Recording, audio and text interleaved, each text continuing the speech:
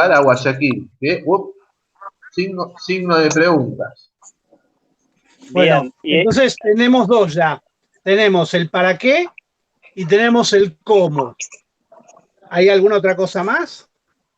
Preguntas podemos tener muchas, y eso no nos vamos a coartar nosotros en la capacidad de preguntarnos. No.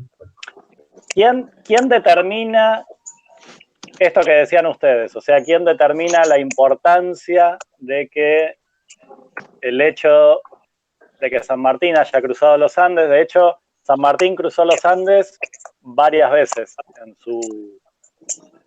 en su larga historia en nuestro continente. Pero ¿quién determina que ese cruce de los Andes al que hacía referencia Gustavo sea un hecho histórico y no el cruce de los Andes cuando vuelve en camilla enfermo a Mendoza? Podríamos decir que, en primer lugar, el hecho histórico está volcado, me imagino, que en la bitácora de Gran Capital y de sus lugartenientes. El tema es que después alguien más escribió esta historia, ¿sí? Y fue Por lo pronto años los después. realistas. Exactamente. Pues los realistas dijeron, no sabíamos por dónde venían, fueron a buscar una y el tipo estaba cruzando por 4 lugares. Por eso te digo que aprendió de Napoleón. El tema de los movimientos de los cuerpos de ejército para converger en la batalla. Igual te voy a decir una cosa, Napoleón se mandó una bacana grande como una casa que San Martín la tuvo bastante clara. No iba a ir en invierno. Dale, a ver, pero Napoleón estuvo 20 años peleando contra toda Europa, papá. No igual en todo caso, Aníbal cruzó los Alpes primero. Podemos discutir. O sea, ahí tenés otro ejemplo. Aníbal Barca, cruzando por el lugar indecible y los tuvo a los romanos 20 años dando vuelta. Bien, Fer. Pero yo me refería a otra cosa. Yo me refería a que después se escribió y se reescribió la historia, ¿sí? Y hay que ver quién la escribió y con qué fines. Bueno, entonces les vuelvo a preguntar, ¿quién determina el carácter histórico de un hecho? Se me acabó la bebida. Escribir para contarlo. Los que lo van a conocer, los que lo hacen popular, los que lo llevan. ¿Quiénes lo dan a conocer? Los que se siguen acordando. Y en general los que ganan. No ¿Quién tomó nota de la historia? ¿Cómo? En general.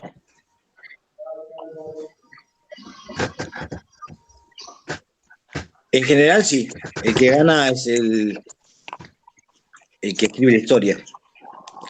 Aunque a veces el hecho de poder ayornarnos y poder profundizarnos nos da la pauta que eso no es la realidad, que hay otra realidad.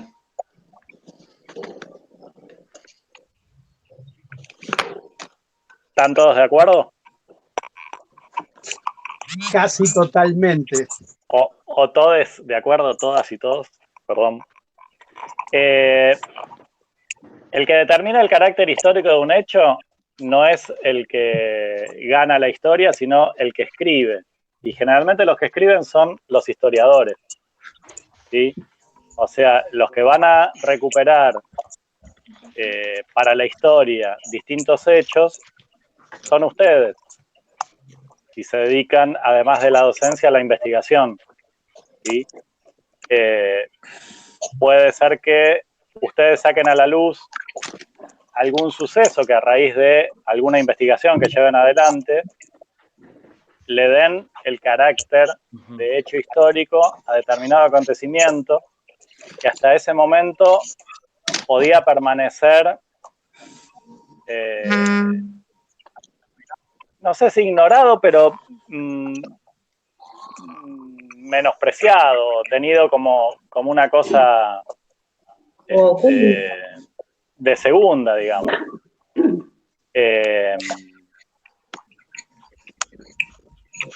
Yo no sé si es segunda, sino que simplemente que no se afina al sistema. El sistema hace que te dé la historia a medida del sistema mismo, digamos, ¿no? No, va en función de cómo queda retratada. Si vos la tenés en un cuadro, la tenés en un libro, la tenés en una película, le hicieron la banda de sonido, ¿me entendés? Como que te va quedando grabada. Hay cosas que no están registradas en la historia y salvo que vos te dediques a hacer una investigación, no vas a saber nunca. Ahora, tu rol de historiador, ¿cuál es? Es recuperar historias y darle entidad a esas historias. Por ahí esas historias de las que estamos hablando que no se escribieron, porque eso sobre San Martín se escribió mucho, lo tenés a Mitre haciendo la primera historia, hasta Perón escribió libros sobre San Martín. Entonces, es como que tiene una trascendencia, pero hay otro montón de historias a los cuales los historiadores, ya sea por su contexto histórico, por la situación, por lo que sea, no han escrito. Y entonces de repente aparece uno y dice, yo voy a escribir sobre, no sé, sobre el negro Falucho, o yo voy a escribir la historia del sargento Cabral. Y bueno, por ahí eran historias que estaban ahí, pero ningún historiador se había hecho eco de esa historia. Yo Estaba creo que pensando. acá Perdón. la relación de poder o el poder en la historia. Quien la escribe es el que puede acceder a la información, generalmente, antes, ahora puede ser un poco más flexible, el que puede acceder a la información es el que tiene más poder. Entonces, el que tiene más poder no escribe la historia popular. Bien. Es una historia de una sola visión. Entiendo lo que querés decir. Pero vamos a hacer un poco de autorreferencialidad y les pido disculpas también hoy les pido disculpas por muchas cosas, pero estas cosas no se hacen. ¿Puedo decir algo, Luca? Sí, diga. Yo creo que de la historia importante que toman, ¿no?, los historiadores, hay atrás otras historias que por ahí no son para estos historiadores o para algunos, no para todos, no son tan relevantes, entonces no se dan a conocer. Mira, en esta charla que estamos teniendo acá, que está muy interesante, me acuerdo de dos cosas referentes a esto. Una es Ricardo Rojas, que escribió El Santo de la Espada. ¿Sí? Más allá de la historia, la noveló. ¿Sí? Más allá de ser una novela, ¿sí?, está en base a una historia. Pero también me acuerdo de la película, como dice Gaby, el tema de lo visual, de Revolución, donde te muestra que en realidad el 60 al 70% del ejército de los Andes, que es lo que estamos hablando ahora, estaba compuesto por negros. ¿Sí? Entonces, más allá de eso, tiene también que ver con lo que dice Wendy, que es una cuestión de poder, ¿sí? Y también es una cuestión de querer investigar y dar a luz qué es lo que vos decís. Entonces, a Mitre no le convenía decir que eran negros, ¿sí? A Ricardo Rojas menos, ¿sí? Eran todos blancos y de ojos claros, ¿viste? Y no querían tener otro uniforme que no sea el realista. Ahí tenés algo para seguir investigando, ¿sí? Donde rompen un montón de hechos, ¿sí? Y dan paso a sucesos. Ahora, ¿quién lo escribe? Y bueno, mirá, comparándolo, ¿por qué es más popular San Martín que Belgrano? Si Belgrano tiene un peso enorme, ¿sí? O igual o más. La tiro ahí para decir Belgrano, un hecho histórico, la creación de la bandera. Eso es un hecho histórico. Que fue bastante complejo, porque después en el cruce de los Andes, la bandera no se usó tampoco, se usó otra bandera. En lo único que no coincido, permítanme, hay que acordarse es en el tema del poder. Mantengamos el orden, por favor. Es el tema del poder. El hecho de que la historia la escribe el que tiene el poder. Por suerte, no. Porque por suerte, la historia la escriben mucha gente y algunos con poder es más, ¿cómo decir?, más promocionada, pero otras historias no. Hablando, bueno, tomando ahí tenés un poco, implícito el poder.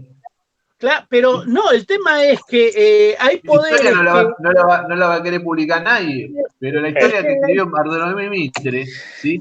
O alguien más que tiene un poquito más de poder que yo, por ahí llega más a más lugares, es más recóndita. Compañeros, el tema es que nosotros compañeros, tratemos de esperar a que el compañero termine de hablar, porque si no nos perdemos Esto es como la radio operación. No sé si alguno fue radio operador o radio aficionado alguna vez. Uno termina de hablar y... Dale, adelante. Bueno, lo que decía es que cuando vos tenés la historia, la escribe mucha gente, definitivamente tiene más repercusión la historia del tipo que tiene poder en ese momento. Pero la otra historia subyace, coexiste, no con la misma difusión. Y en algún momento, cuando cambia la balanza de poder, esa historia que estaba olvidada aparece. Y no es que tenga menos importancia y pasa a tener más importancia, es que simplemente tiene la difusión que por ahí mereció en su momento. Entonces te empezás a encontrar con dos historias y tenés las dos versiones. ¿Qué hacemos? ¿Quiénes eran los del ejército de los Andes? ¿Eran todos rubios o eran todos negros? Ah, ¿eran negros? ¿Cómo eran negros? ¿Se entiende a lo que voy? Que lo del poder es fluctuante y que la historia la escriben todos. Es simplemente en qué momento un poder está más flojo para que aparezca la otra historia. Gustavo Morán, ¿querías decir algo? Sí, quería decir lo siguiente, que la historia está hecha por hombres, y por lo tanto... y mujeres. Distintos pensamientos amplios. ¿Está bien? Es decir, hay gente que pensaba que de repente la revolución en mayo no era necesaria, que estaban conformes con el sistema que imperaba en ese momento. Y había otra gente que decía que no. Entonces, la historia, a veces uno investiga de acuerdo a su pensamiento. Sí. ¿Te das cuenta? Yo puedo investigar. A mí me interesó más, digamos, si vamos al hecho histórico de Colón, ¿no? A mí me interesa más investigar sobre la gente que vivía en la isla y no me interesa la gente blanca que venía navegando. ¿Entendés? Me interesa más esa historia, digamos, qué pasó, por qué desarrolló esa cultura tan grande que había en pos de una Biblia, por ejemplo. ¿Se entiende la idea más o menos? Sí, está claro. No, yo lo que les quería comentar antes con el tema de la historia, quién escribe la historia, y salía lo interesante de la historia, la escribe el que gana o quién la escribe. Y decía lo de la autorreferencialidad porque hoy les mandé una de esas pavadas que uno escribe a veces y que comparte casi a diario, que no sé si tuvieron oportunidad de leerlo. Hoy es el aniversario del nacimiento de Ho Chi Minh. Ahí tenemos un claro ejemplo de que la historia que conocemos de Vietnam no la escribe el que gana. Porque nosotros conocemos la historia desde el ejército norteamericano y desde las películas y las series que desde la década del 60 en adelante se vienen narrando y que a uno le da la sensación, si hace una encuesta por la calle, un método cuantitativo, que se va a encontrar con la respuesta de que los norteamericanos ganaron Vietnam. Porque la industria cultural nos ofrece esa interpretación. Entonces, no siempre el que gana escribe la historia. Generalmente el que escribe tiene la posibilidad de contar la historia de acuerdo a las visiones que vaya construyendo a lo largo del tiempo. Correcto. Podemos pensar que hay varias historias. Totalmente. De alguna forma va a haber historias paralelas, o sea. Sí, no sé si paralelas, no sé si en algún momento se van a cruzar. Digo, las paralelas no se cruzan. Yo creo que hay muchas historias que se entrecruzan. Yo estaba pensando también en un ejemplo que usamos nosotros y que lo podemos volver a traer, que es la historia de Gonzalo Guerrero. ¿Se acuerdan de Gonzalo Guerrero? Sí. Sí. No, la refrescaste un poquito. Gonzalo Guerrero, antes de que Cortés llegue a México, desembarca en México producto de un naufragio. O sea, él estaba en las islas de las Antillas, sale una expedición hacia el oeste, sufren algún tipo de tormenta caribeña, y mueren todos los tripulantes menos dos. Uno era Gonzalo Guerrero y el otro era el cura Aguilar, ¿sí? Gonzalo Guerrero se adapta a la civilización en la cual se encuentra, Los mayas. intercambia sus conocimientos guerreros con los indígenas, se convierte en un capitán, podríamos decir, no sé cuál era el rango entre los mayas, pero se convierte en un líder militar, e incluso hay opiniones acerca de que Gonzalo Guerrero mismo enfrentó a los españoles cuando llega Hernán Cortés a las costas de México. Esto que nadie conocía, ¿sí? Entre nosotros en esta comunidad de estudiantes de historia, que lo trajimos a la luz, se convierte en un hecho histórico, la situación de Guerrero, porque algún historiador recupera esa narración. Sí, señor.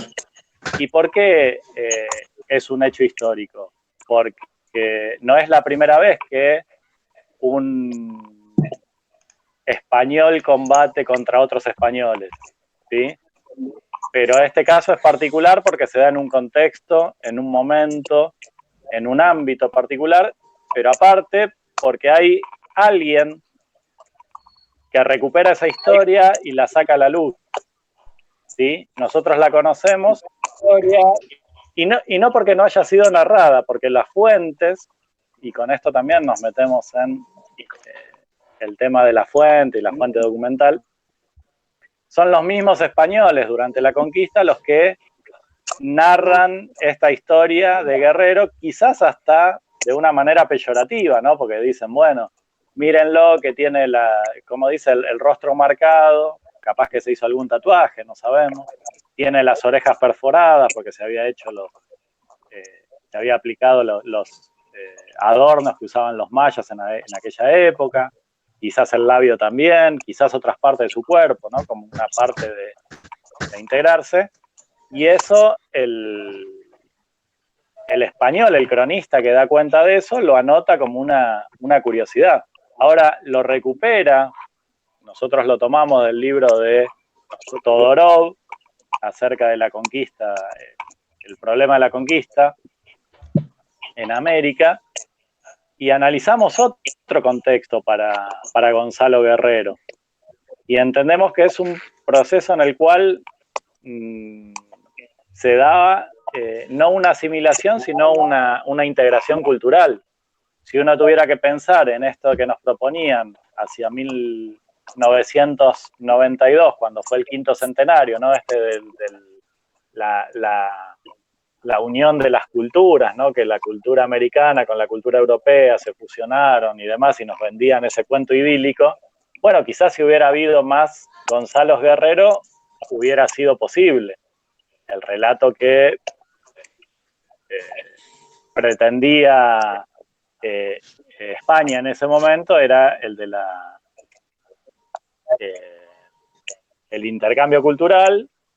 El relato que nos propone el revisionismo histórico quizás sea el de la conquista brutal por parte de los españoles, y aparece este caso como que vendría a ser un ejemplo de algo distinto. Lo cierto es que no tenemos otros ejemplos de Gonzalo Guerrero en otras partes o en otros momentos el proceso de conquista y colonización española. Pero fíjense qué interesante, en el ejército de San Martín, cuando hacíamos el análisis del cruce de los Andes, y acá una corrección histórica, porque está bien que opinemos y que construyamos, pero vamos a ir con datos precisos, acostumbrémonos a dar datos precisos. Los negros que participaron fueron muy importantes, pero no eran el 60, el 70%, era un tercio, ¿sí? de los casi 5.000 hombres, ¿sí? de 4.500, pónganle, eran 1.500, era un tercio del ejército compuesto por pardos y morenos. También había españoles. Sí, o sea, esta idea de el español enfrentándose con otros españoles. De hecho, ¿cómo se llamaba el comandante español al cual San Martín derrota en el combate de San Lorenzo? Uy, justo se fue Gabriel Martí. ¿Puedes repetir la pregunta? ¿Cómo se llamaba el comandante español, el que estaba al mando de las tropas españolas, que desembarcan cerca del convento de San Lorenzo, a los cuales San Martín derrota en ese famoso combate?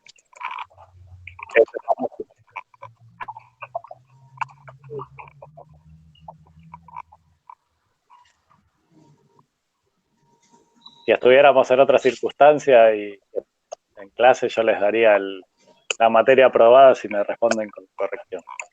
Oh. Lo tengo en la punta de la lengua, pero no me acuerdo. Saca la lengua si lo leemos. Según Google, Antonio Zapala, pero no sé si usted vio. No, Zavala. Zavala. Yo iba a decir Borromeo, iba a decir yo. No, Borromeo debía ser el cura. El cura. Zavala, cuando sucede el combate, Zavala y San Martín se van a comer como camaradas de armas que eran. Años más tarde, Zavala se incorpora al ejército sanmartiniano en la campaña del Perú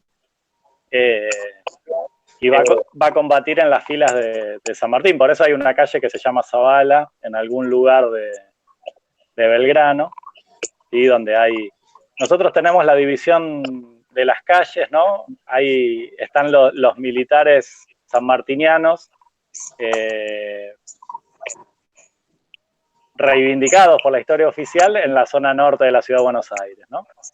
Los militares sanmartinianos más díscolos están en la zona sur, por eso en La Boca hay Olavarría, Suárez y otros tantos, y ellos no están con Zavala y Freire y no me acuerdo, Patienzo, que están en otro barrio. Pero bueno, al margen. Fíjense cómo se recuperan, ¿no? Estas ideas de españoles combatiendo con españoles. Y quizás el antecedente lo marque este buen hombre Guerrero. Pero a lo que queríamos llegar es que el hecho histórico, evidentemente, lo construye el historiador. ¿Sí? Ustedes cuando investiguen, cuando se pongan a analizar, cuando hagan alguna materia de esas que a algunos nos gustan tanto, que nos muestran que además de la docencia uno tiene la posibilidad de investigar y construir historia, quizás tengan que analizar algún hecho, y no porque sea un hecho, a ver, ¿cómo decirlo? Que ya haya sido estudiado, que haya sido trajinado. Uno le puede dar nuevas interpretaciones y nuevas miradas a esos hechos. Porque ya les digo, la historia de Gonzalo Guerrero se conocía desde el momento de la conquista. Los cronistas españoles lo habían registrado y lo tomaban como una burla hacia ese español que se había sumado al bando de los perdedores. cuando lo recupera Todorov, le da otra interpretación a ese hecho. O sea, toma la misma fuente, toma la misma, hace la misma lectura, pero en lugar de hacer una lectura lineal que proponía la historia tradicional, lo que hace es descubrir otra mirada posible, ¿sí? Nosotros,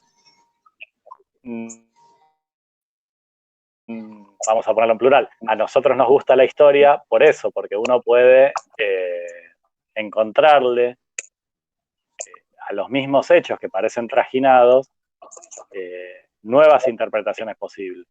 Y cada interpretación tiene que estar, por supuesto, sustentada en las fuentes, los documentos y lo que cada uno de ustedes investigue. Y con esto, digo, y para cerrar el tema de, si les parece y si están de acuerdo, el tema del hecho histórico es que nos van a interesar más, por lo menos en la propuesta que nosotros tenemos dentro del profesorado Alfredo Palacios, no centrarnos en ese hecho histórico que pudo haber sido el cruce de los Andes, sino esto que decían ustedes también cuando empezaba la discusión, intentar analizar el proceso histórico, ¿sí? Para nosotros la historia no está hecha en función de que San Martín cruzó los Andes, se presentó en Maipú, derrotó a los españoles, sino que está enmarcado en un proceso de lucha que se daba no solo en el viejo virreinato del Río de la Plata, sino que se daba en toda la región, en toda América Latina, en un mismo momento, en un contexto en el cual España estaba en el momento de la restauración luego de las invasiones napoleónicas. Entonces, a partir de esa enorme cantidad de hechos que conforman ese proceso, es que nosotros establecemos esto de las múltiples causas que son las que van a dar explicación a la historia que vamos a contar, relatar, transmitir, analizar, investigar. ¿Mm?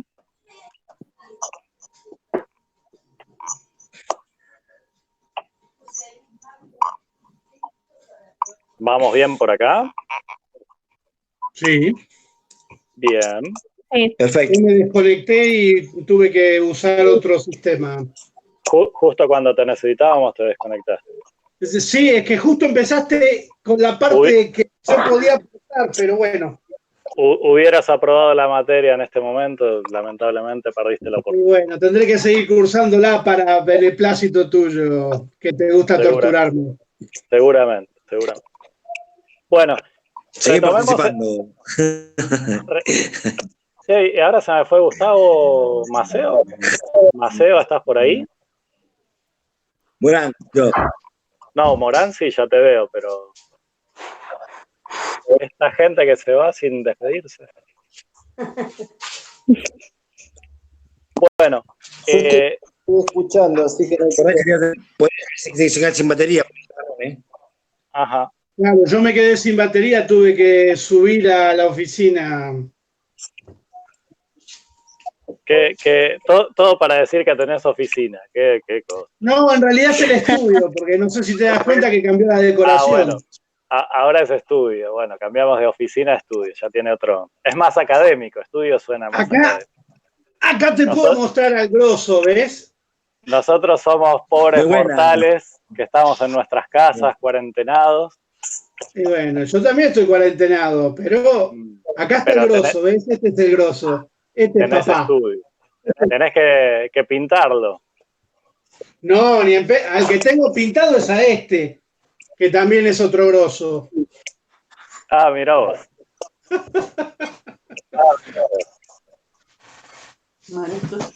Bueno, yo lo buscaba a Gustavo Maceo por esto que él analizaba y que en realidad lo viene diciendo en varios de nuestros encuentros acerca de ¿qué pasa con el excedente que permanecía en América? Nosotros analizábamos que había un flujo de plata, de metales preciosos, desde América hacia Europa, pero él siempre recuerda y hace hincapié con que una parte de ese excedente permanecía en América. Entonces, no sé si volvió, no volvió. ¿Quién se quedaba con ese excedente que permanecía en nuestro territorio? Los terratenientes, los comerciantes. Y si nosotros a los terratenientes, los comerciantes, los tuviéramos que englobar en un conjunto más abarcador, ¿cómo los definiríamos? Oligarcas. Más académicamente. La burguesía. La burguesía podría ser, pero estaríamos discutiendo a ver si ya había burguesía o no en aquella época. La aristocracia, había aristócratas, pero nosotros le decimos los sectores dominantes, digamos, ¿no? Aquellos que están englobando en realidad todos los que mencionaron ustedes, ¿no? La oligarquía, los terratenientes, los comerciantes, los curas, los curas no, los obispos, la jerarquía eclesiástica, ¿no? La jerarquía eclesiástica. Lucas, ¿nosotros quiénes? ¿Nosotros quiénes? Vos decís, nosotros lo llamamos. ¿Nosotros quiénes? A mí, como tu admirado Napoleón Bonaparte, me gusta el plural, de la primera persona del plural. Son muchos Lucas que opinan igual. Qué bueno ponerte de acuerdo con todos los Lucas. Son muchos, somos muchos. No, entonces, definimos, o para abreviar, digamos, para no mencionarlos a todos, hablamos de sectores dominantes, sectores populares, ¿no? Como dos categorías cuando no queremos especificar tanto y queremos englobar y resumir. Estos sectores dominantes que se quedaban con la plata, ¿qué hacían con ese excedente? La gastaban en bienes en Europa. Seda. Vamos de a uno. Perdón. Ahora nadie quiere hablar.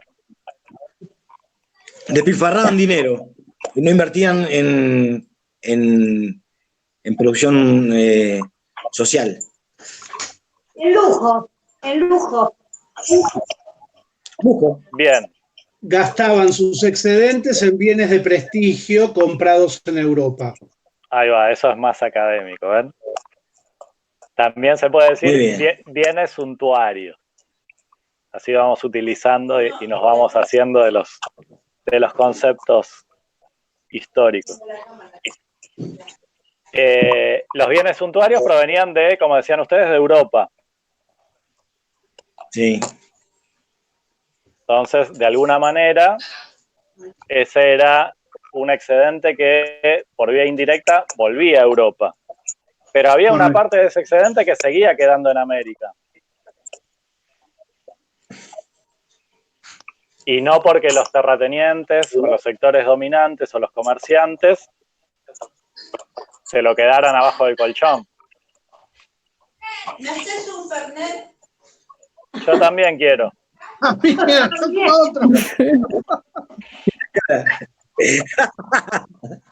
Ahí voy. Una ronda para todos, cantinero. Bueno, entonces, una parte está bien, bienes suntuarios, pero también eso era dinero que se iba a Europa. Y se pagaba a las iglesias, al clero. Bien, construían templos y palacios. Sí. ¿Qué más? Los terratenientes, vamos a desglosar los sectores dominantes. Los terratenientes, ¿qué hacían con buena parte del dinero? Y compraban más tierras. Compraban más tierras, bien. ¿Y esas tierras a qué las destinaban? Acumulaban. No, no acumulaban, compraban más tierras. Por eso, pero ¿para qué? Y la tierra es un bien de producción, así que un medio de producción, perdón. Para tener más excedentes. Para tener más excedentes. En esas tierras iban a hacer nuevas plantaciones, nuevos cultivos, ¿sí? ¿Y con qué lo iban? El excedente, incrementar el poder. ¿Con qué lo iban a trabajar esas tierras? Con esclavos. Con esclavos. El mantenimiento de servidumbre. Compraban esclavos, esa era. Compraban esclavos también, o sea, bien, La tierra compraban venía con los esclavos, ¿o no? ¿Y se le pone qué? ¿Cómo? La tierra venía con los esclavos. No. ¿No? No es como los desalojos ahora en La Boca que desalojan el conventillo con la gente adentro. No. La tierra venía vacía. El esclavo venía del África. Lo compraban. Sí. Entonces, compraban tierras, compraban esclavos. Y si no querían cultivar o no querían hacer plantaciones, ¿qué otra cosa compraban? Compraban tierra y ¿qué más compraban? ¿Puedo? Sí, adelante. Sí, Porque en una parte yo noté acá que dice del libro, ¿no? Que me llamó la atención, que no sé si tiene que ver con esta parte. Dale, pero dice todo tiene que ver con todo. En una industria capaz de proveer a los ejércitos imperiales de las armas o sea, yo no sé si seguía, si tiene que ver también que era para eso también, para proveerse de, qué sé yo, de armamento, no sé. Bien, pero eso era lo que decíamos, lo que estuvimos viendo hasta este momento con la plata, el oro, los metales preciosos que iban para Europa. ¿Sí? Eso hacía uso la corona española y sí, con ese dinero que iba a España, España no se quedaba casi con nada, sino que compraba, entre otras cosas, armas para los ejércitos imperiales, como vos decís, que las compraba a otros países europeos. Pero ese es el circuito europeo, digamos, ¿no? Cómo la utilización de esos metales extraídos en América giraban y se seguían dando vueltas para salir del academicismo dentro de Europa. Lo que estamos pensando ahora es qué sucedía con el excedente, que es mucho menor, que quedaba en América. Entonces decíamos, una parte los terratenientes compraban más tierras, para trabajar esas tierras compraban esclavos, y los esclavos les servían como mano de obra, sobre todo en las plantaciones, o si tenían que hacer algún tipo de cultivo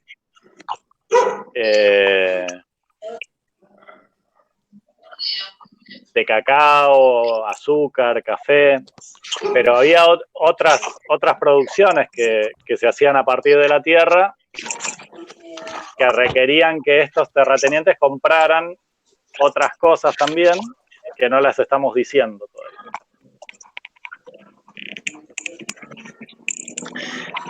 Yo ya sé que lo dijiste porque yo lo anoté, pero no lo encuentro. Lo que vos decís. Compra de joyas, ropas y muebles de lujo. También. Eso lo habíamos dicho antes cuando lo dijo, creo que Gustavo, actividades que hablaba especulativas y comerciales. De los bienes suntuarios, claro. Eso es la parte que también se iba de una manera indirecta a Europa. Pero bueno, lo que quedaba también en América, además de compra de terrenos, compra de tierras, compra de esclavos, era compra de ganado. ¿Sí? De alguna manera, esto va configurando lo que también decíamos, o lo que decía alguno de ustedes al comienzo de nuestra reunión, acerca de que la actividad económica que se va llevando adelante en nuestros territorios tenía que ver con una producción de lo que se llama una producción primaria, agrícola, ganadera, es decir, el excedente que quedaba en América va a ser utilizado, o mejor dicho, para ponerlo en negativo, no va a ser nunca utilizado para desarrollar una industria local,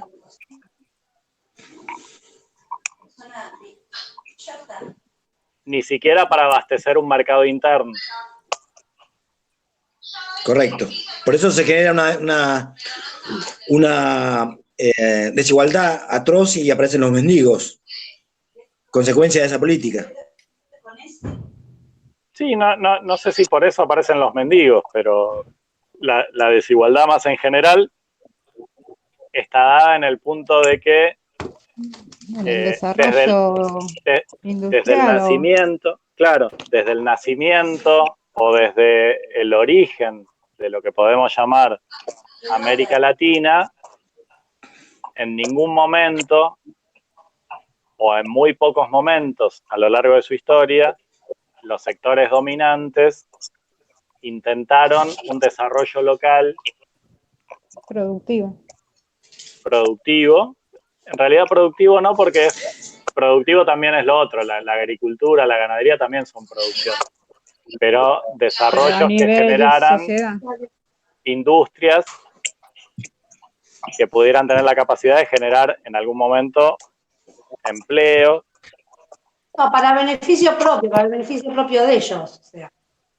Claro, pero esto también nos va a configurar, además de las condiciones de producción de América Latina, los sectores dominantes de este continente van a estar volcados a ese tipo de actividades, a la producción primaria.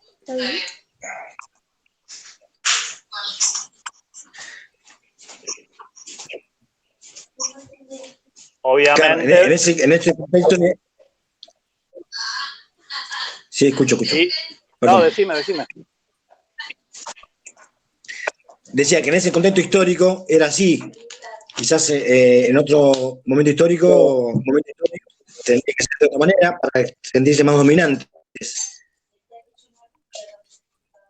Es decir, en eso, si yo dale. Tierras y explotaba a la gente, explotaba al esclavo, mi poder dominante iba a ser mayor con respecto a otra clase social, digamos. Es que no lo sabemos, porque no sucedió. No sabemos si el excedente aplicado en América al desarrollo industrial no le hubiera generado un poder igual a la clase dominante, pero hubiera beneficiado también el desarrollo económico del territorio, de la región. No lo sabemos porque no sucedió. Y ahí hay algo interesante, una frase de esas frases lindas que tiene Galeano, que dicen, no me acuerdo ahora, pero debe estar entre las páginas 45 y 55, el hecho de que los sectores dominantes americanos, él lo dice más en general, pero hablando de este periodo en particular, ni siquiera tuvieron la voluntad de preocuparse si otro tipo de desarrollo no era más redituable. O sea, ellos en esta situación de convertirse en proveedores de materias primas para Europa, tenían asegurado un determinado nivel de ingresos, ¿sí? Proveyendo esto que decíamos antes, azúcar, cacao, café, ganado, cuero, etcétera, en esta primera etapa. Ahora, con eso tenían un rendimiento de sus capitales X, y con eso se daban por satisfechos. Ellos en ningún momento intentaron producir con esas materias primas. Decía, productos tenían las elaborados clases o manufactura. dominantes el menor interés en diversificar las economías, dice, interna ni en elevar los niveles técnicos y culturales de la población. Bien. ¿En qué página estás? No, eso es un apunte que yo tomé. Ah, bien, bien, perfecto. Bueno, pero va por ahí la idea, es eso. Claro, decía, la miseria popular impedía el desarrollo de un mercado interno de consumo. Aparte, a cuanto más tierra tenés, menos necesitas hacer inversión. Claro. Sí. Claro, sí. Y acá hay otro concepto, ya que nos gusta a nosotros abrir paréntesis, que ténganlo presente porque lo van a ver también en otras materias y en otros recorridos que pueden llegar a hacer, que es el tema de una economía extensiva. ¿Qué queremos decir con extensiva? Que en este momento de la producción, para lograr un mayor rendimiento, los terratenientes lo que necesitan son más tierra, ¿sí? Entonces, por eso compraban más terreno, para producir más y obtener más ganancias, ¿sí? La diferencia o el antónimo, la otra variante sería hacer una economía intensiva, que es lograr mayor rendimiento con las tierras que tengo. Y ahí entra lo de intentar diversificar cultivos o mechar cría de ganado con otros cultivos, rotaciones de la tierra. Algo que algunos pensadores latinoamericanos, por ejemplo, Manuel Belgrano, va a intentar imponer, ¿sí? Una economía de carácter, una producción de carácter intensivo, con lo que hay, hacer rendir mucho más lo que tengo. Los sectores dominantes, durante buena parte del desarrollo de América Latina, lo que se van a volcar es a una economía de carácter extensivo, es decir, a cada vez buscar conseguir más tierra, buscar conseguir más ganado para obtener mayores rendimientos, en lugar de, con eso que tenían, buscar la manera. Por eso también Galeano habla de las innovaciones técnicas, ¿sí? Es algo que tampoco la inversión de los excedentes no va a estar aplicado en ese sentido. Con esto estaríamos cerrando yo no sé si son capítulos, no sé, alguna vez alguien me dijo que se llaman acápites, ¿no? Estos subtítulos y el paso de un subtítulo a otro.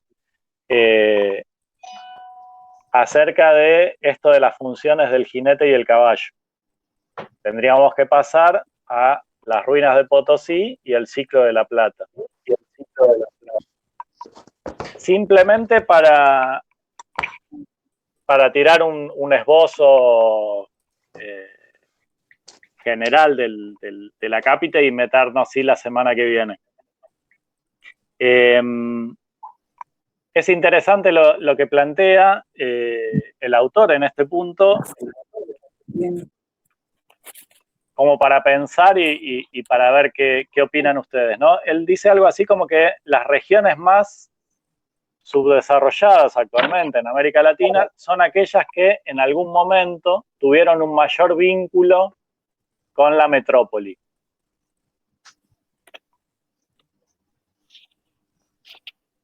No sé si ustedes terminaron de leer y quedamos que leíamos las distribuciones de funciones entre el jinete y el caballo y se plantaron ahí, o si alguno siguió leyendo y alcanzó a leer esa parte.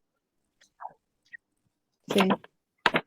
Sí que, sí A o Que sí dice, B. son las regiones que fueron las mayores productoras de bienes exportados hacia Europa o Estados Unidos, abandonadas por la metrópoli cuando los negocios decayeron. Bien. Ese es un apunte que tomé también del capítulo ese. Bien. ¿Y qué ejemplos da? ¿Tomaste ahí y anotaste los ejemplos? Y el ejemplo más claro era el de la ciudad de Potosí, Bien, correcto, el que vimos. que era el centro de la vida colonial en ese momento. Bien. Esto es algo que va a analizar también Galeano a lo largo del libro, porque lo va a encontrar repetidas veces, ¿no? Esto de, habíamos visto en algún momento, en alguno de los encuentros anteriores, esta idea que él hace de los ciclos, ¿no? Entonces, él se va a encontrar con que a lo largo de la historia latinoamericana va a haber no solo productos que van a estar en auge y que después van a declinar su producción, sino también los espacios geográficos donde se van a producir esos bienes, también van a tener un ciclo de auge y caída, ¿no? Perdón, y en eso, claro es Manaos. ¿Cómo? El caso más claro es Manaos.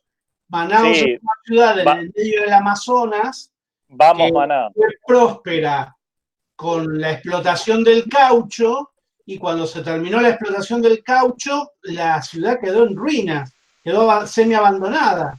Pero hasta había construido un teatro de la ópera en Manaos, porque era la cuna de la industria de todo el Amazonas. Y cuando se terminó el caucho... Pero ese es el caso más claro, Gaby, porque o es el que vos conocés, o porque te llamó la atención a vos, o porque te gusta la historia del teatro, de la ópera de Manaos. Pero Potosí sucede lo mismo, o sea, con la misma... Sí, ¿quién está ahí? Cecilia. Dale. Galeano, en una breve frase que le dijo una señora, que dice: Potosí, la ciudad que más dio al mundo, es la que más pobre está. Claro. Y como Potosí, más adelante vamos a leer el caso de Europreto. Europreto. Yo de todas las ciudades que nombra Galeano, la única que conocí fue Europreto, y también, bueno, es el caso que decía Gaby recién, ¿no? A mí me impactó mucho. Europreto es el de Chica da Silva. ¿Cómo? El de Chica da Silva, el de la novela. No, yo lo vi personalmente, yo tuve la oportunidad de... Pero por eso era la explotación de diamantes en Brasil. No, Ouro Preto, oro. Oro puro. Dentro del estado de Minas Gerais, ¿no? De las minas generales. Yo no sé portugués, pero... Sí, Minas Gerais. Que no sos portugués, mirate el apellido. Yo vivía en Belo Horizonte. Ah, mirá, ¿quién vivía en Belo Horizonte? Yo, Florencia. ¿Quién es yo? Escudero. Ah, Florencia. Ah, ¿y fuiste a Europreto? No, porque está más retirado de donde yo estaba. O sea, bueno, sí conozco la historia de las minas y todo eso un poco, ¿no? Bien. Un poco de la historia, algo me acuerdo, estudiaban mis hijos la primaria. Tiene la tierra amarilla como naranja como Misiones, tierra colorada. Claro. Tiene todo Por el eso hierro. que la historia cuenta sobre la esmeralda gigante que está en Portugal. Ajá. Supuestamente de Brasil se traslada para allá y queda allá, pero en realidad era de Brasil. Claro. Bueno, en realidad todo esto son esos ejemplos que va a ir analizando Galeano y nos vamos a meter más adelante, si es que llegamos por el tema de las clases que nos quedan, a ver otros ejemplos más. Pero entre los que anduvimos rozando ahora en nuestras lecturas están Potosí, y él incorpora Guanajuato y Zacatecas en México. Sí.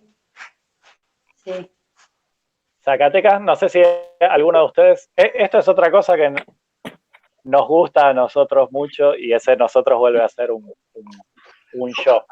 Lo que pasa es que no digo yo porque me parece que decir nosotros me diluye más en otra gente. Que es el buscar vínculos con el arte y otras fuentes que no tengan que ver exclusivamente con la historia. Y aprovechando también que se cumplió hace poco una fecha de nacimiento de... se me fue el nombre. De Juan Rulfo. ¿Alguno leyó a Juan Rulfo? No, yo no. ¿No? Yo no. Bueno, tarea para el hogar en cuarentena. Juan Rulfo es uno de los escritores, si no el más, que fundan la literatura latinoamericana contemporánea. Es pre-boom, es de la década del 50, y es un referente de todas las letras mexicanas. Él escribe 2 o 3 libros, hay distintas versiones entre las ediciones que se hicieron y las que no. Los 2 más famosos son Pedro Páramo, que es una novela, y El Llano en Llamas, que es un libro de relatos, de cuentos. En Pedro Páramo, él refleja la situación de toda la región de Zacatecas, una región minera, pero también una vez que les trajeron todo lo que se podía extraer de las minas, cae en el total abandono, así como Potosí es una situación bastante parecida. Pero bueno, nada, les propongo que nos metamos en las ruinas de Potosí, el ciclo de la plata, la semana que viene, y quizás podamos leer también el derramamiento de la sangre y de las lágrimas, y sin embargo el Papa había resuelto que los indios tenían alma, porque ahí nos metemos también, hasta ahora vimos el tema de la mano de obra esclava de alguna manera. Vamos a ver qué papel cumplieron los indios o los pueblos originarios, los indígenas, en este esquema de conquista y colonización. ¿Les parece? Si no nos dan opciones, tenemos que asentir. ¿Cómo? Perfecto. No tenemos opciones, así que tenemos que asentir. Estudiante Martínez, no le escucho. Que tenemos opciones, tenemos que asentir. ¿No tiene opciones o tiene opciones? Se me pierde la pregunta. No, siempre Es una hay guía de opciones. lectura. Siempre hay opciones, Martínez. Sí, life is full of choices, sin duda. Bueno, antes de que nos vayamos, y con esto no estoy cortando, si alguno más quiere charlar no tengo problema, pero por lo menos repasar a ver si tengo todos los presentes. Dolores Farías, Cecilia Riva, Gustavo Morán, Gabriel Martínez, Gustavo Maceo, Wendy Guerrera, Noelia Chiabola, Lucas Quirós, Laura Montero, Florencia Escudero, Renato Chamorro, Sebastián Vigui, Fernando Menéndez. ¿A quién no nombré? A mí, ¿Quién es mi? Dayana Jerez. ¿Dayana Jerez? Sí. ¿Quién más? Dayana Jerez, levanta la mano. Acá. ¿A dónde? Acá estoy media en oscuridad porque me quedé bien. sin batería. Porque está la otra Dayana, me parece, ¿no? Sí, hay otra Dayana. Pero está acá. Lo que pasa es que tiene el micrófono silenciado. Sí. Sí, acá estoy. Dale. No ¿Tu sé, apellido, yo me voy a retirar. ¿Quién se va a retirar? Cecilia. Cecilia. Besos, Ese. saludos a todos. Chao, Ceci, besos. Chao, Cecilia. Chao, Ceci. Chao, chao. Dale. Entonces dijimos Dayana Jerez y la otra Dayana, ¿cómo es tu apellido? Ayala. Ayala, bien, perfecto. Bien. ¿Quién me falta? ¿Nadie? No, nadie. Bueno. Bueno, nos vemos. ¿Dudas, preguntas, consultas? No. No. Nada. Lo último y no los molesto más. La semana que viene, ¿volvemos a este dispositivo o retomamos WhatsApp? No, me quedo ¿Por con acá? No, me quedo ¿Cómo? por acá. Por acá. Por acá. ¿Por acá? Sí. ¿Sí? ¿Todos? Sí, me quedo con esto. ¿Todos? Todos. Seguimos con Hitsi. Sí, Sí. seguimos. Bien. Bueno, abajo Zoom. Sí.